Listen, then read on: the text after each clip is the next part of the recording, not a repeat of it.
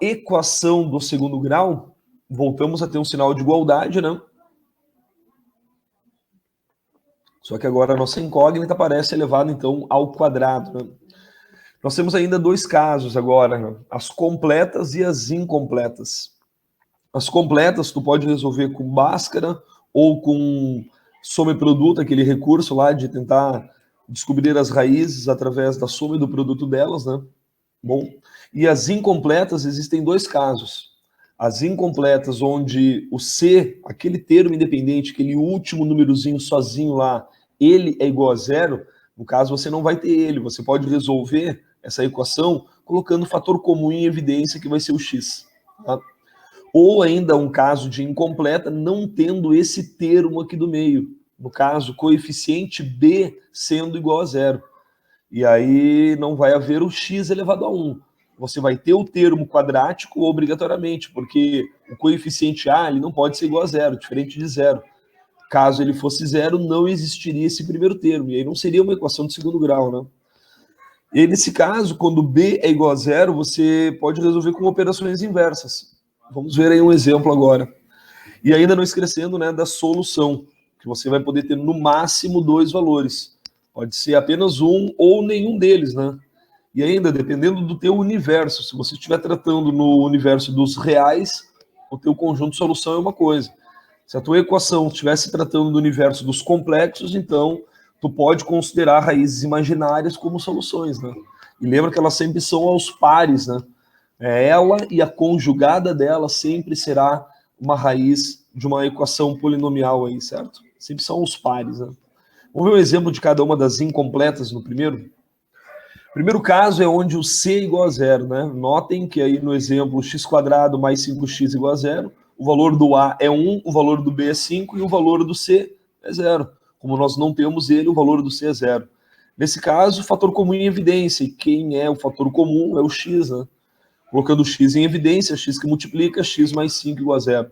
E aquela velha historinha de que um número vezes outro igual a zero, um deles obrigatoriamente tem que ser igual a zero. Então, ou x é zero, ou quem zera essa expressão aqui é colocando no lugar do x o valor menos 5, né? Então, aí menos 5 e 0 é a solução. Dois valores reais como solução dela, né? E no segundo caso, de incompleta, é onde o b é igual a zero. Agora você não vai ter o x elevado a 1. Vai haver o termo quadrático, vai haver o termo independente, aquele número sozinho lá, que no caso 48. Mas não tem o x elevado a 1. E nesse caso, como eu havia colocado no slide anterior, você resolve com operações inversas. Quando eu digo operações inversas, você primeiro vai passar o 48, que está diminuindo, para o outro lado, somando.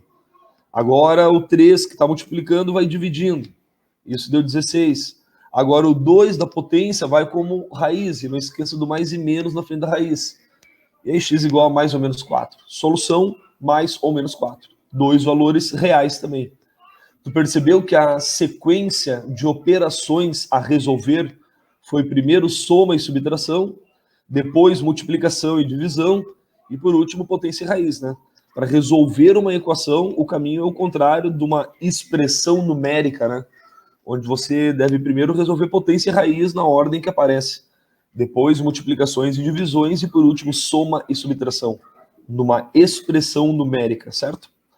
Agora vamos ver um exemplo de uma equação completa do segundo grau. Temos o coeficiente a, que nesse caso é 1, o b está valendo 4 e o c está valendo menos 12. Você pode resolvê-la com Bhaskara, primeiro calculando delta, para saber se haverão duas raízes reais, uma raiz real ou nenhuma.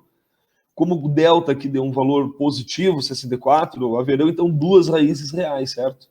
Se o delta tivesse dado igual a zero, haverá apenas uma única raiz real. E se o delta tivesse dado qualquer número negativo, né, menor que zero, então as duas raízes seriam imaginárias. Calculando o delta deu positivo, 64, então calculando a Bhaskara agora, né? E aí você vai encontrar primeiro o valor positivo da raiz, depois o negativo, dois resultados, 2 e menos 6. Solução, preferencialmente na ordem crescente, né? Menos 6 e 2 primeiro, ok? Agora, no caso de uma inequação, deve-se considerar primeiro o modelo, né, a curva, né, a concavidade dessa tua curva, dessa tua parábola, dessa tua expressão polinomial do segundo grau. Se ela tiver o coeficiente A positivo, a concavidade para cima.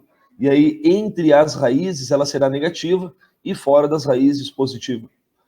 Com o coeficiente A positivo e concavidade voltada para cima, aqui o delta é igual a zero. Você vai ter uma única raiz real, né, onde o x' é igual ao x duas linhas, que é o zero, e é o mínimo valor. Todos os outros são positivos, né? E aqui é o caso de você ter o delta negativo.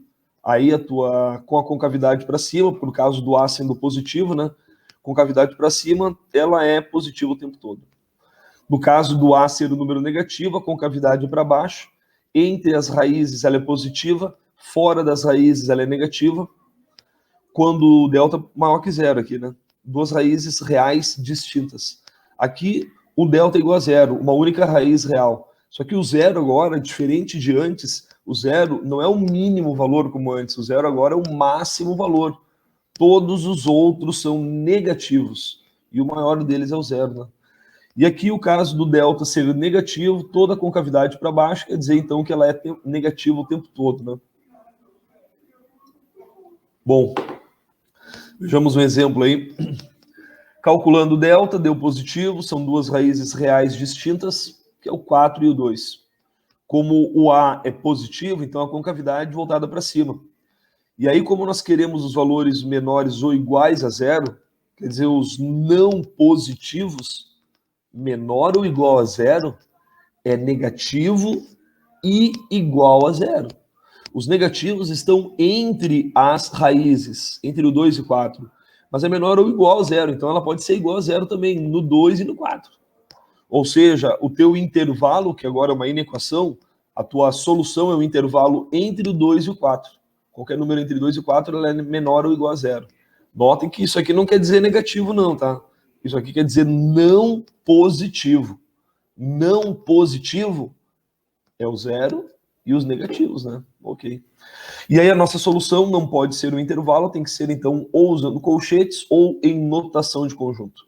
Notem que agora o colchete é voltado para dentro, já que o intervalo ele é fechado nas duas extremas, né? Muito bem.